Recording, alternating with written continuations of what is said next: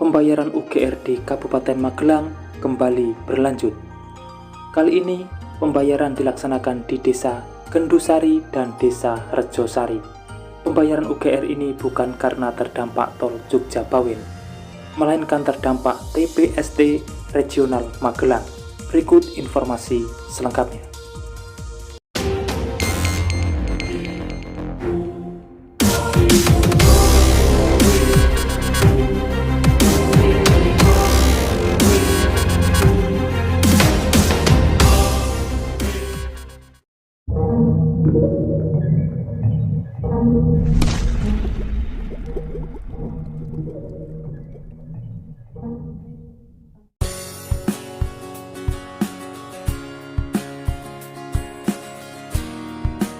Warga yang terdampak pembangunan tempat pengelolaan sampah terpadu atau TPST regional di Desa Gendusari dan Desa Rejosari, Kecamatan Bandongan, Kabupaten Magelang mulai mendapatkan uang ganti kerugian. Sebanyak 209 bidang tanah warga yang terdampak mulai dibayarkan pada 25 Oktober 2023 lalu. Tempat pengelolaan sampah terpadu regional dibangun di Kecamatan Bandongan, Kabupaten Magelang. TPST itu dibangun di lahan seluas 15,54 hektar dan kini sedang proses pembayaran uang ganti kerugian.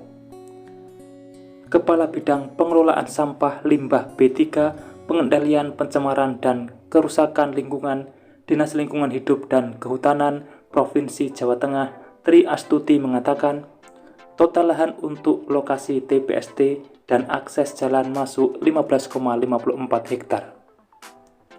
Ada dua desa terdampak yakni Desa Gendusari dan Desa Rejosari. Untuk membangun TPST-nya keseluruhan di Desa Gendusari, tapi akses jalan masuk menuju TPST sebagian ada di Desa Rejosari. Dari total lahan TPST seluas 15,54 hektar, 13,9 hektar di antaranya merupakan lahan masyarakat dan 2,95 hektar adalah lahan perhutani. Ia menyebut lahan perhutani sudah mendapatkan izin persetujuan pelepasan kawasan hutan dari Menteri Lingkungan Hidup dan Kehutanan. TPST ini nantinya akan digunakan untuk mengelola sampah dari kota dan Kabupaten Magelang. Kemudian untuk proses pembangunannya akan dikerjakan Kementerian PUPR. Prosesnya masih panjang, harus ada sertifikat dulu dari masyarakat, dipindah ke negara. Terus kemudian awal tahun 2024 DED direview Kementerian PUPR, karena yang akan membangun pemerintah pusat melalui Kementerian PUPR. Jadi Pemprov hanya menyediakan lahan, kemungkinan baru akan dicairkan anggarannya antara 2024 akhir sampai 2025.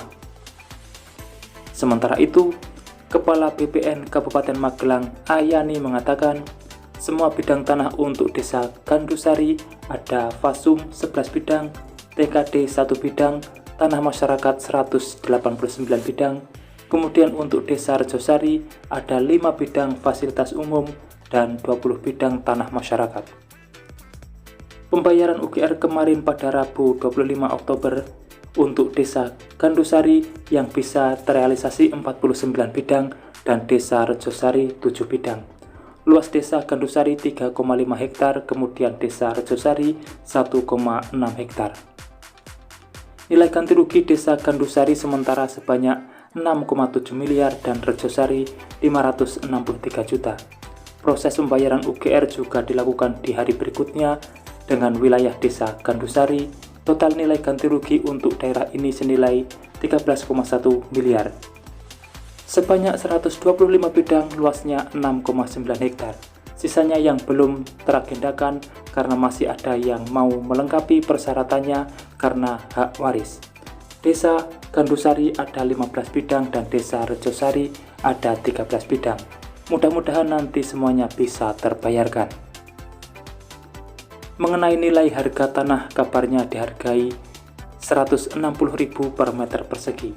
Jika dibandingkan harga NJOP, nilai tersebut sudah naik 3 kali lipat. Salah satu warga penerima UGR, Kamidi, mengatakan tanahnya yang terkena luasnya sekitar 1000 meter persegi. Ia menyebut lahannya itu selama ini ditanami durian, petai, jati, pohon albasia, dan cengkeh. Lahan ini per meternya dihargai Rp160.000. Ia mendapatkan UGR sebesar Rp160.000 dikalikan 1000 meter persegi dan ditambah harga pohon 18 juta dengan total sekitar 178 juta. Menurutnya, harga tanah di lokasi tersebut sesuai NJOP per meternya Rp64.000. Kemudian sekarang dihargai Rp160.000 dan dirasakan sudah naik hampir 3 kali lipat. Untuk hasil UGR tersebut bakal ia gunakan untuk membeli tanah kembali. Dari UGR yang didapat, Kamidi merasa bersyukur. Dulu tanahnya 1000 meter persegi. Sekarang ia membeli tanah lagi mendapatkan 2.100 dan 850 meter persegi, itu pun masih sisa uangnya. Boleh dikatakan baru 70% uangnya yang dipakai untuk membeli tanah. Sisanya akan dibuat untuk kebutuhan keluarga. Perlu diketahui, total sampah yang bisa diolah sekitar 497 ton per hari. Nantinya setelah masuk ke TPST, sampah akan ditimbang, dipilah, dan diolah. Jadi tidak ditumpuk, melainkan diolah dijadikan sebuah produk RDF yang nantinya akan dijadikan bahan alternatif bahan bakar pabrik semen. Itulah informasi terkini yang dapat saya sampaikan untuk saat ini. Semoga sedikit banyak ada manfaat yang bisa diambil.